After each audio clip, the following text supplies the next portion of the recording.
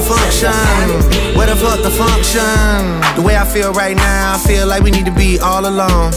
So if you just playing around, you need to tell your girl, take a fine ass home, and that's real. Stop teasing me, stop teasing me. I could change your life so easily. I keep begging you to stay, but you're leaving me, leaving me. We got sticks in the club illegally. Got the whole 6 side, they believe in me. We got members east of the DVP. We got members west on the 401. We got a lock on the game, but there's more to come. You gotta pot that ass till the morning come. You want shots for the girls, then order some. Who's calling it? Who's calling that shit? Who's calling that shit? Who's calling that shit? Who?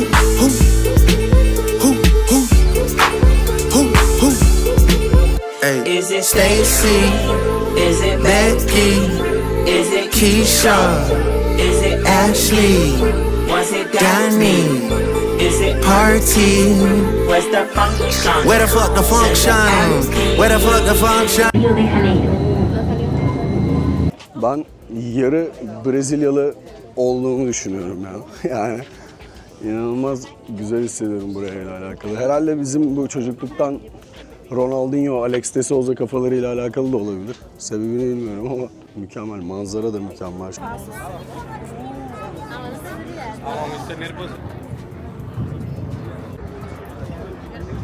Rio de Janeiro açık ara farkta şu ana kadar gördüğüm en güzel şehir arkadaşlar. Yani bunun daha ötesi yok. Hawaii'nin nature'ını düşünün.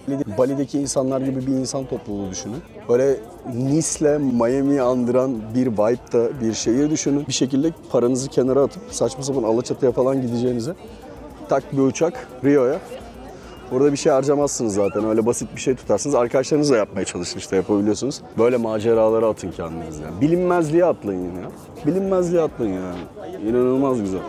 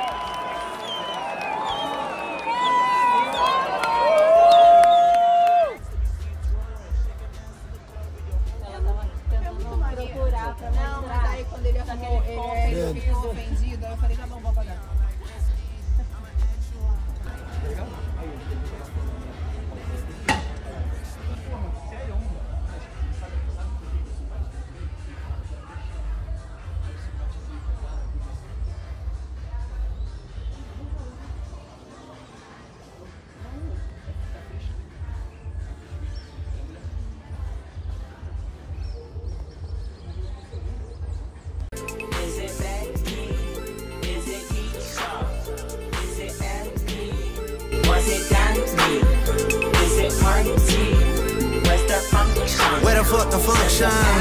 Where the fuck the function? The way I feel right now, I feel like we need to be all alone. So if you just playing around, you need to tell your girl, take a fine ass home, and that's real. Stop teasing me, stop teasing me. I could change your life so easily. I keep begging you to stay, but you're leaving me, leaving me. We got sticks in the club illegally. Got the whole 6 side, they believe in me. We got members east of the DVP. We got members west on the 401. We got a lock on the game, but there's more to come. You gotta pot that ass till the morning come. You want shots for the girls, then order some. Who's calling it? Who's calling that shit? Who's calling that shit? Who's calling that shit? Who?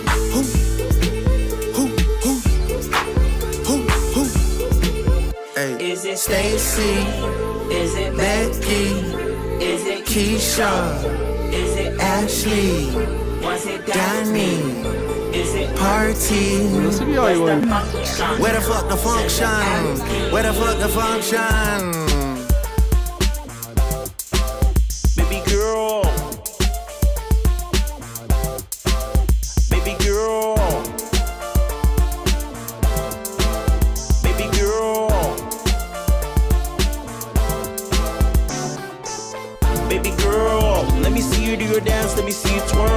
shaking ass in the club with your homegirls. Take a pic for the gram, show the whole world. Yeah. Is that your bestie?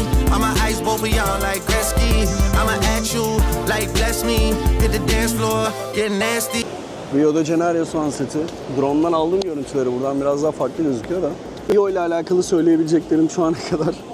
Ben sanırım yarı Brezilyalıymışım. Onu fark ettim. Bize herhalde çocukluktan beri çok pushlamışlar Brezilya'yı. Kültürel olarak da bayağı benziyoruz. Bizim Hristiyan versiyonumuz gibi düşün. İşte hani bizim kurallarımıza uygunlar ama insanlar çok sıcak ve yakın birbirine. Benim destinasyonlarımdan biri olacak gibi. Yani hani uzak bir nokta dünyaya. Miami'den belki biraz daha yakın. Bu arada Türklerle de karşılaştım. Türkiye'den, İstanbul'dan falan ne kadar sürüyor bilmiyorum ama bayağı iyi yani. Neler iyi, yemekler iyi, insanları iyi. Bildiğimiz şeyler zaten, iyi olan şeyler yani. Çok kilo verdim bu arada, bayağı kilo kaybettim. O yoldayım ya. Bir aydır spor yapmıyorum yani. Hani spor yapmıyorum dediğim öyle sağlam protein almıyorum, beslenmiyorum falan. Seyahat ederken bu oluyor ama yani normal. Yani seyahat listenizin en başına koymanız gereken yerlerden biri. Güzel videolar çektim. Daha hani konuya bağlar mıyım bilmiyorum. Bu biraz daha vlog videosu gibi olur. Birkaç şey anlatabilirim. Çok fazla böyle yardım etmeye çalıştım burada insanlara. Özellikle o favela bölgesinde falan böyle hani elimden geldiğince insanlara biraz para dağıtmaya çalıştım falan. Onların o mutluluklarını görmek falan inanılmaz güzeldi. Yani bayağı güzel anlar yaşadım orada. O insanların o genel vibe'larından. Herkes birbirine yardımcı olmaya çalışıyor. O pozitif vibe gerçekten insanı çok etkiliyor. Bizim ülkemizde de bence olması gereken aranan vibe bu. Bu ama hani böyle gevşeklik seviyesinde o değil. Yani gerçekten insanlar iyiler, birbirlerine karşı pozitifler. Şey gibi düşünmeyin hani bizim salık bir tayfa var ya böyle hani hayatı salmış ve öyle değil yani. Herkes sporunu yapıyor, çalışıyor. Herkesin belli bir değeri var ve aynı zamanda herkes birbirine saygılı yani. Böyle hani statü farklarını o kadar yansıttıkları bir şey değil ve çok güzel. Hırsızlık konularıyla alakalı da bilmiyorum. Yani bana çok denk gelmedi ya da benim tipimden dolayı da bana yaklaşmıyor olabilirler ama şöyle bir durum yok. Bana herkes şu an böyle şey modunda yani. Hani böyle ünlü biriymişim gibi falan davranıyorlar bana. Güzel. Vibe'larımız güzel. Her şey güzel. Brezilya formamız yerinde. Herkes de var bu arada.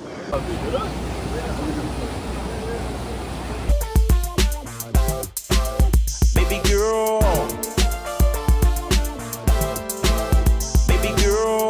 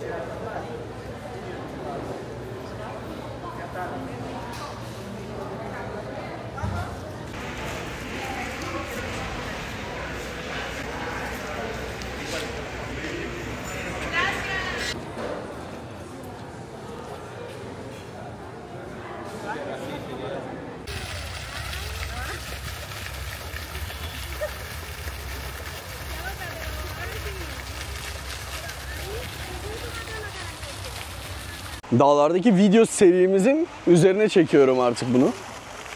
Orada biraz derinlere inmiştik. Normalde burada video çekmeyecektim diyordu ama böyle güzel bir şeyler yaşıyorum. Onu biraz paylaşmak istedim aslında.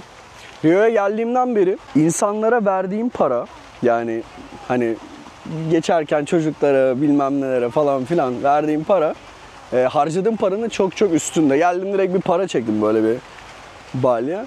Başladım şey yapmaya. Zaten o alacak olanlar kendilerini biliyorlar. İnanılmaz bir mutluluk. Şimdi seyahat etmeye başladığınızda, ilerleyen yaşlarınızda da, yani birçok arkadaşım şimdi bu videoları izleyecek ama ilerleyen yaşlarınızda da şeyi fark edeceksiniz. Her seyahatinizde hem siz geliştiğiniz için böyle şehrin katmanları değişecek. Şimdi ben mesela ilk seyahat ettiğimde şöyle düşünün, işte İstanbul'un kaç katmanı vardır değil mi? İstanbul'a dışarıdan gelen biri bir Esenler Otogarı'nda gelip bir simit yiyor olabilir. Taksim Meydanı'na gidiyor olabilir. İşte ne bileyim Bebek'te bir restorana gidiyor olabilir. Daha sonra daha böyle özel masalara oturduğu, işte Boğaz'da farklı bir yalıya gittiği, işte tekneyle alındığı falan bir, değil mi? Her şehrin böyle level'ları var. Şimdi siz o hayatı yaşamaya başladıkça o şehirlerin level'larını keşfetmeye başlayacaksınız. Ben bu layer'ları, layer diye adlandıralım bunları, böyle katman katman gibi düşünün. Artık ben seyahatlerimde böyle turist gibi değil de bu olayları böyle direkt üst layer'lardan yaşamaya başlıyorum. Yalnız da olsam bu böyle oluyor. Çünkü işte bu frekansa geliyor. Hani anlattığımız gene konularda. Siz hangi frekans aralığındaysanız aslında o frekansı attract ediyorsunuz. O insanlarla karşılaşıyorsunuz. Yani nasıl olduğunu anlatmama gerek yok ama öyle oluyor. Sen zaten otomatik olarak, hani enerji seviyesini anlatmayacağım şu an. Sen otomatik olarak öyle bir yere gidiyorsun. İşte kendine uygun bir yerde yemek yemek istiyorsun veya öyle bir yerde işte bir şeyler içmek istiyorsun. Orada zaten onu isteyen insan oluyor. Oturduğunuzda konuştuğunuz şeyler aynı oluyor. İşte Japonya'daki bilmem ne yemeğini konuşuyorsun ya da Saint-Tropez'deki bilmem ne restoranını konuşuyorsun. Ya hayatla alakalı, evrenle alakalı, işle alakalı, dünyanın neyiyle alakalı olursa olsun ortak paydada buluştuğun şeyleri konuşmaya başlıyorsun. İnanç mekanizmaların aynı oluyor ve bir anda o sana kapılar açmaya başlıyor. Çünkü bir anda direkt arkadaş edinebiliyorsun. Benim Rio'daki ilk günüm de öyle oldu. İşte ilk buraya geldim, otele gittim, orada bir insanla tanıştım. O beni bir anda arkadaşlarına soktu. Oradan bir anda işte onların mansion'ına falan giden bir yolcu. Kendini artık o frekansa ve o enerjiye getirdikten sonra insanlar da onu paylaşmak istiyorlar. Bu videoyu şöyle bağlayacağım. Bu para dağıtmadan başladım ya. Para kazanmak mı istiyorsunuz? Ben size hani birçok aslında bunun metodolojilerini anlattım. Kendim de öğrendim. Hala da öğreniyoruz. İşte yapay zekası, dijital pazarlaması, nöro pazarlaması, e-ticareti, bilmem nesi falanı filanı, kriptosu falan filan. Finalde verdikçe çoğalıyor. Yani bu mekanizmayı kafanıza doğru oturttuğunuzda hayat çok başka bir yere doğru gidecek. O parayı mesela işte bir favelaya gitmiştim, orada böyle bir parti gibi bir şey. Kalabalık. İnsanlar da bana bakıyorlar garip gözüktüğüm için biraz daha böyle hani ünlü mü bu falan gibisinden. Orada böyle kalabalığın arasında bir tane çocuk tam şurada kafası bana bakıyor böyle. İlk defa görmüş gibi, ellerinde de sakız var. Çocuğa İşte ne bileyim o sakız, bütün sakızların hepsinin toplamı 10 birim paraysa ben çocuğa bir anda 100 birim işte veya 200 birim bir para uzattım mesela. O böyle onun o bakışları, parayı kabul etmedi gitti, nereye gidiyor diye baktım, sakız getirmeye gidiyor. Elindekiler yetmez, diğerlerini de getirmek istiyor diye. Gel buraya dedim. Ayıp olmasın diye, utanmasın diye de bir tane sakız aldım, parayı verdim. Böyle yapıyor bilmem ne, seviniyor. Şimdi ben neye verdim, kime verdim, kimden aldım, değil mi? Fiziğin 3. kuralı. Verdiğin, yaratılan her enerjinin aynı zamanda bir zıt enerjisi karşı tarafta yaratılmak zorunda. Ben bir şeyi verdiğimde, bir verme enerjisi gerçekleştirdiğinde o pozitivitenin aynı şekilde bende gerçekleşmesi gerekiyor. Kime neyi verdin, kimden neyi aldın, değil mi? Mesela birçoğumuz işte bu rat race'in içinde kaybolmuş durumda. İşte kısa yollardan gidiyor, ona dolandırıcılık yapıyor, ona yalan söylüyor, ona bilmem ne yapıyor. Kime yalan söylüyorsun? Yani bu yaratım mekanizmasında ki bu fizik iliminde hani Allah'a inanmıyor olabilirsin. İnanıyorsundur da neye inanmadığını bilmiyor da olabilirsinle başlayayım. Fizik var. O zaman fiziğe de inanmıyor olman lazım. Hani enerji annihilate, yani yok olabilen, yok olan bir şey değil. Değil mi? Bir enerji var burada verilmiş. Bu enerjinin bir karşılığı var. Bu kalacak. Bu bir yere gitmiyor. Senin bu verdiğin enerjinin bir karşılığı var. Sen bunu görüyorsun ya da görmüyorsun. Önceki videolara gitsin arkadaşlar. İşte o farklı metafizik alanından anlatmıştık. Sen bir şey vermiyorsun aslında. Verdikçe çoğalıyorsun. O çalma hikayelerine de işte dönelim. Ya kimden çalıyorsun? Yukarıdan yaratıcının gözünden veya tüm evrenin fizik kuralları gözünden baksana. Bir tane geri zekalı burada kendince kestirme. Neyden çalıyorsun? Kimden çalıyorsun? Kime çalıyorsun? Değil mi? Öyle döner döner durur o. hayatı boyunca. Hatta onunla ilgili sözler falan da görüyorum. İşte Allah'ın ben yasalarını gördüm. İşte önce bana bisiklet versin diye ağlıyordum. Sonra bisikleti çaldım, beni affetsin diye ağlıyordum. Ya sen geri zekalısın. Seni bir de tarihte adlandırmışlar. İşte bu bisiklet çaldı artık. Sen neyin nereden çıktığını hesaplayabilecek bilinç seviyesine erişememiş bir geri zekalısın. İnsanlar da o bilinç seviyesinde olduğu için seni isimlendirebilmişler gibi düşünelim. Verdikçe çoğalacak. Verenel olacağız arkadaşlar. Verenel olacağız. Nasıl mı para kazanıyoruz? Vereceğiz. Bir verin bakalım. Bir her şeyinizden çırılçıplak olun. Yaratıcısınız. Çok basit düşünün. Allah'ın makamından bakalım ya da evren, kozmik nasıl adlandırıyorsanız. Kime verirsiniz en çok? Dağıtacak olanı değil mi? Kullanmayacak olanı, hiç olana, çıplak olana verirsiniz. Biz dağıtan el olacağız. Biz veren el olacağız. Biz o pozisyonu, o gücü, Allah'ın verdiği o zekayı, o gençliğimizi kullanan, bunu dağıtan el olacağız. Ve dağıttıkça onun, hani Kur'an'da da her yerde birçok şey var. Ben size fizikten de anlatıyorum. Onun nasıl geldiğini o zaman izleyeceğiz. Sen bir şey vermiyorsun ki. Bir ver bakalım. Bir elimizdekilerden bir kurtulalım. Bir fazlalıklarımızdan bir kurtulalım. Bu sadece para olmak zorunda da değil. Motivasyon ver. Çık sokağa, aşk ver ya. İnsanları sev, bitkiyi sev, onu sev. Git bir tane teyzeye yardım et, bir kardeşini ara, bir motivasyon ver. Onun bir hayaline yardım et. Bak sen zannediyorsun ki mesela ben yardım ederken vakit kaybediyorum. Sen kendine yardım ediyorsun. Yaptığın her harekette ve her fiilde ve niyetinle, eğer içinde o aşk niyeti varsa ve bunu gerçekten yapıyorsan, sen kendini katlanarak arttırdığın bir mekanizmanın içine giriyorsun. Çok basit fiziksel olarak anlatayım. Şimdi bir tane video yaptık diyelim. Çok güzel bir şey söyledim burada. Bir kardeşimiz var. Belki uyuşturucuya düşecekti. Belki bir şey yapacaktı. Bir tane videomuza denk geldi ya da bir şeye denk geldi. İçine güzel bir şey doğdu. Gitti. Bunu duyduktan sonra bir sokakta yürürken bir tane yaşlı amcanın poşetini aldı, ona yardım etti. Başka bir kardeşimiz onu gördü, genç bir kardeşimiz. Ulan dedi ne kadar güzel bir hareket, onu gördü. Onu gördü. O ona dokundu, bilmem ne oldu. Sen kuantsal alanda pozitif bir kar topu etkisi yaratıyorsun.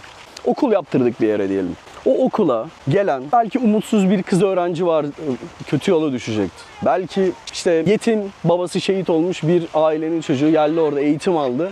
Geldi, büyüdü, vatanına hizmet etti. Sen şimdi oluşturduğun o okulda sen para mı harcadığını zannediyorsun? Bir hayal etsene oluşturduğun kuantsal alanı, enerji yapısını. Neydi? Verdikçe. Paramız yok mu? Eyvallah. Enerjini ver o zaman. Aşkını ver o zaman. Motivasyonunu ver o zaman. Ne verebiliyorsan pozitif olarak ver. Ondan sonra izle. Bir izle, evren sana bak. Allah sana nasıl adlandırıyorsanız tekrar nelerle geri geliyor. Kat ve kat nasıl geri geliyor. Bunu zaten hani benim anlatmama bile gerek yok. Bunu yani binlerce kere zaten yaşıyoruz işte bunu. Böyle oldu, şöyle oldu diye adlandırdığımız hikayeler hayatımızın içinde olan. Ama benim bu parayla, business'la alakalı, sadece para için söylemeyeyim, aşkla da alakalı ama paraya da döneyim bu konuyu. Hani daha böyle business karakteri olduğum için söylüyorum. Benim parayla alakalı öğrendiğim en büyük bir şey varsa verdikçe çoğalacak. Bu kadar. Bir değer oluştur. O oluşturduğun değer üzerinden insanlar fayda sağlasınlar. Desinler ki Allah razı olsun veya hayatlarında güzel bir şeye dönüşsün. Ne dediklerinin de bir önemi yok. Sen o oluşturduğun şeyde sana bugün gelmiyor mu mesela? Sen gelmeyeceğini düşünüyorsun ya, o zannetme hali, zanda olma hali. Bazılarına da gelir mesela, onlar da geldiğini düşünürler. Zannetme hali, zanda olma hali. Firavun'un örneklerini hatırlayın, birçok şeyi. Ben Los Angeles'ta ne zenginler gördüm. Masasına oturduğum insanlara neler gördüm ya. O evlerde adamın 6-7 milyar dolar parası var. O adamlara oturdum masada, onların o hallerini gördüm yani. Hepsiyle diyorum. En tepelerdeki insanlardan bahsediyorum. Bu hani o en büyük ailelerden bahsediyorum. O Türkiye'ye şu an dönmeyelim. En tepeleri düşünün. O insanları gördüm, yaşadım. Biliyorum hikayeyi. O fizik denklemi artık bende oturdu yani. Zannetmek. Sen ver, ondan sonra bir izle. Senin hayatında neler oluyor? Neler oluyor? Hem finansal, ailenin ayağına taş değmez. Sağlık, birçok şeyi, maneviyat. Zaten bunları olmadıktan sonra hiçbir şey olmuyor ki. Yani bunları çıkar, geriye hiçbir şey kalmıyor. Tekrar dönersek, iş mi, para mı? Aç bir tane kanal, böyle. Ver abi, free, ver bakalım ne oluyor? İzle sonrasını. Sonrasını izle. Git bir ver, ne verebiliyorsak ama tekrar. Elimizde ne varsa. Aşkı paylaşacağız, sevgiyi paylaşacağız, merhameti paylaşacağız. Bütün güzel huylarımızı Kötü huylarımız olacak mı? Olacak. Oldu. Benim de oldu. Gözünüzün önünde yaşadım. Zaten hayatımı burada yaşadım. Bunları da olduğunca azaltacağız. Elimizden geldiğince. Hepinizi çok seviyorum. Yine böyle güzel bir yerde muhabbeti yapayım istedim. Canımsınız, ciğerimsiniz. Güzel bir video oldu. Brezilya. Ben buraya geldiğimden beri aşk halindeyim. Yani her şey mi güzel olur be kardeşim bir ülkede? Yani her şey mi güzel olur, anladın mı? Yani nereden başlayayım anlatmayı bilmiyorum. Hepinizi çok seviyorum. Umarım bu bıraktığım izlerde, bu arada İsa'nın karşısında yapıyor olduk bunu da. İsa heykelinin karşısında. Bu bıraktığım izlerde sizler de devam etmenizi istiyorum. Dediğim gibi en büyük temennim gelecekte buralara gelip bizim anlattıklarımızın üzerine koyarak, daha da güzellerini yaparak bir sonraki nesile başka kardeşlerimizin bırakacağı şeyler. Quem é essa menina de vermelho? Passou de robô, todo mundo quis ver. Ela que mexeu com o menorzão vilão. Folga de Camaro, tem grife, mas cara robô nem se fala. Me apaixonou. Mas calma aí, não tô pra relação. Forte pros parça, bigode, trote é o que elas quer dar. Chama a morena pra bate, ela é o destaque pro baile todo. Repara a morena do cabelo liso. Não sou envolvido, só tô aqui pra me apresentar e depois te levar. Cavalo chave, conversível, sei que cê quer isso. Eu mesmo que tá botando o couro pra torar. Cavalo tá andando nas pistas, olha todos vai se impressionar. Quando vê a mina pilotando o robô, sufocando Zé Pava vai se perguntar. Essa mina de vermelho passou de robô, todo mundo quis ver. Ela que mexeu com... Türkiye'deki mahallelerimizi andıran bir görüntü.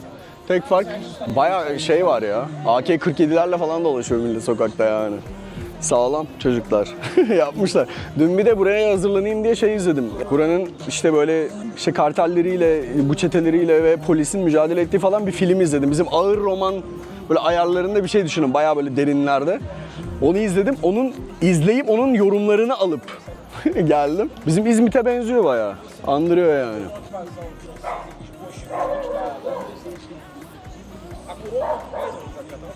Bütün bayrakları buraya asmışlar böyle. Çekim yapmamıza izin verdikleri yerler var, bir de vermedikleri yerler var.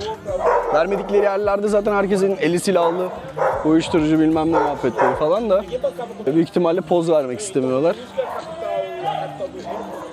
Aslında bir şey söyleyeyim mi? Bir tane gang member'ı beslesem o muhabbete de girilir de. Forte pros parça, bigode, trote é o que elas quer dar. Chama a morena pra bate, ela é o destaque pro baile todo. Repara a morena do cabelo liso. Não sou envolvido, só tô aqui pra me apresentar e depois te levar. Cavalo chave, conversível, sei que cê quer isso. Eu mesmo que tá botando o couro pra torar. Cavalo tá andando nas pistas, olha todos vai se impressionar. Quando vê a mina pilotando o robô, sufocando Zé Pava vai se perguntar. Essa mina de vermelho passou de robô, todo mundo quis ver. Ela que mexeu com o menorzão vilão. Que mexeu com o menorzão vilão. Quem é essa menina de vermelho passou de robô, todo mundo quis ver. Ela que mexeu com o menorzão vilão. Folga de Camaro, tem grife, mas cara robô nem se fala. Me apaixonou. Mas calma aí, não tô pra relação. Forte pros parça, bigode, trote é o que elas quer dar. Chama a morena pra bate, ela é o destaque pro baile todo. Repara a morena do cabelo liso. Não sou envolvido, só tô aqui pra me apresentar e depois te levar. Cavalo chave, conversível, sei que cê quer isso. Eu mesmo que tá botando o couro pra torar. Cavalo tá andando nas pistas, olha todos vai se impressionar. Quando vê a mina pilotando o robô, sufocando Zé Pava vai se perguntar. Quem é essa mina de vermelho passou de robô, todo mundo quis ver.